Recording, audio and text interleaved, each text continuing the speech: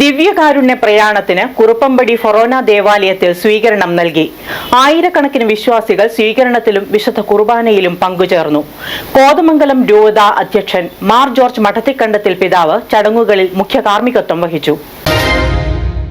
കോതമംഗലം രൂപതയുടെ നേതൃത്വത്തിൽ രൂപതയിലെ എല്ലാ ഇടവകളിലൂടെയും സംഘടിപ്പിക്കുന്ന ദിവ്യകാരുണ്യ പ്രയാണത്തിന് കുറുപ്പമ്പടി ഫൊറോന ദേവാലയത്തിൽ പ്രാർത്ഥനാ നിർഭരമായ സ്വീകരണം നൽകി. ഇടവകയുടെ വിവിധ പ്രദേശങ്ങളിലൂടെ സഞ്ചരിച്ച് വൈകിട്ട് 6 മണിയോടെ പള്ളിയുടെ പ്രവേശന കവാടമായ ക്രിസ്തുരാജ കപ്പലിൽ നിന്നും അത്യാദരവോടെയും ആരാധനാസ്തുതികളോടെയും സ്വീകരിച്ച് പ്രദക്ഷിണമായി ദിവ്യകാരുണ്യ ഈശോയെ ദേവാലയത്തിലേക്ക് ആനയിച്ചു.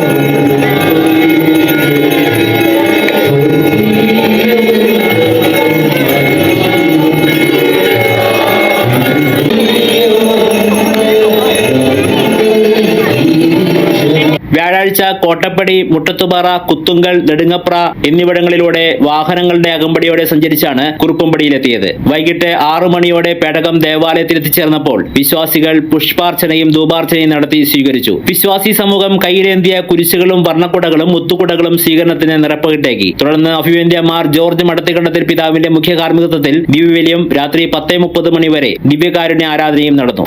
സ്നേഹമുള്ള സഹോദരി സഹോദരന്മാരെ, ദിവ്യകാരുണ്യ പ്രയാണം കോതമംഗലം രൂപതയിൽ നടത്തുവാനായിട്ട് സാധിച്ചത് വലിയ ദൈവാനുഗ്രഹമായി ഞാൻ കരുതുകയാണ്. മാർച്ച് മാസം 27-ാം തീയതി രൂപതയിലെ തന്നെ ഏറ്റവും ചെറിയ ഒരു പള്ളി, ഏറ്റവും ദൂരെയുള്ള ഒരു പള്ളിയിലാണ് അവിടെ അത് ആരംഭിക്കുന്നത്. അതിനുശേഷം 14 ഫൊറോനകളിലൂടെ കടന്നു. ഈ 14 ഫൊറോനകളിലും ആളുകൾ വളരെ സന്തോഷത്തോടെ പ്രത്യാശയോടെ കർത്താവിനെ വരവേറ്റു. ഓരോ ഫൊറോനയിലും ഓരോ ദിവസം വീതം ആ ഫൊറോനയിലുള്ള എല്ലാ ഇടവകളിലൂടെയും കടന്നുപോയി. ഇടവകളിലൂടെയുള്ള ആ പ്രയാണത്തിലെ പല വീഥികളിലൂടെയും കടന്ന് ജനങ്ങൾക്ക് ആശ്വാസവും അനുഗ്രഹവും പ്രദാനം ചെയ്തിട്ടുള്ള യാത്രയായിരുന്നു അത്.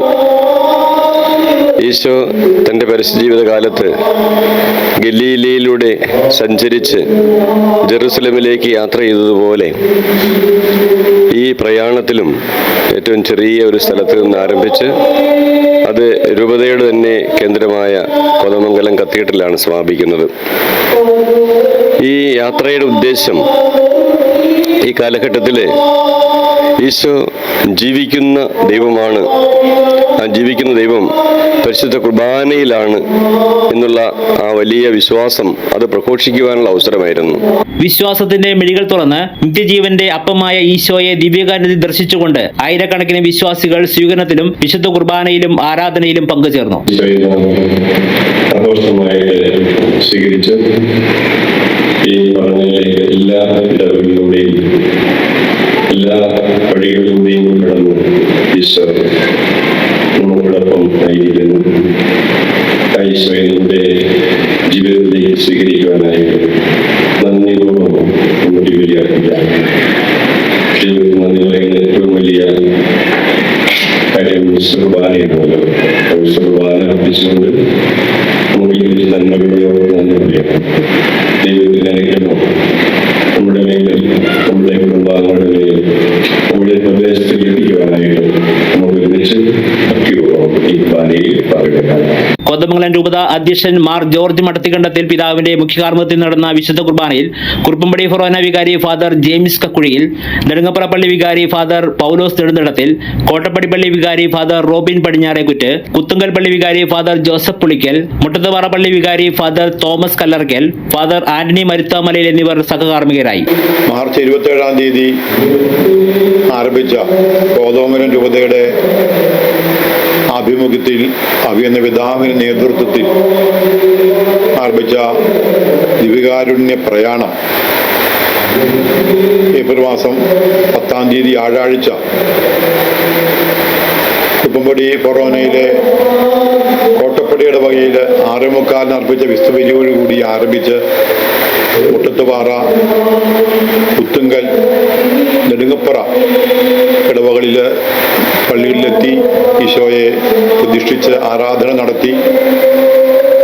3 മണിയായപ്പോൾ കുപ്പമ്പടി ഫൊറോന പള്ളി അതിർത്തിയിൽ പനച്ചിയം എന്ന് പറയുന്ന സ്ഥലത്ത് ദിവികാരുണ്യ പ്രയാണമെത്തി. ഗാനാലാപങ്ങളുടെയും സ്തുതി ആരാധനയുടെയും പശ്ചാത്തലത്തിൽ ദിവികാരുണ്യ നാഥനെ വാഹനത്തിൽ ജനങ്ങൾക്ക് കാണാവുന്ന രീതിയിൽ, ആരാധിക്കാവുന്ന രീതിയിൽ വിശുദ്ധ കുർബാന പ്രതിഷ്ഠിച്ചുകൊണ്ട് പേടകം എന്ന പേരിൽ ഒരു വാഹനം അവിടെ അതിലാണ് ദിവികാരുണ്യനാഥനെ പ്രതിഷ്ഠിച്ചത്.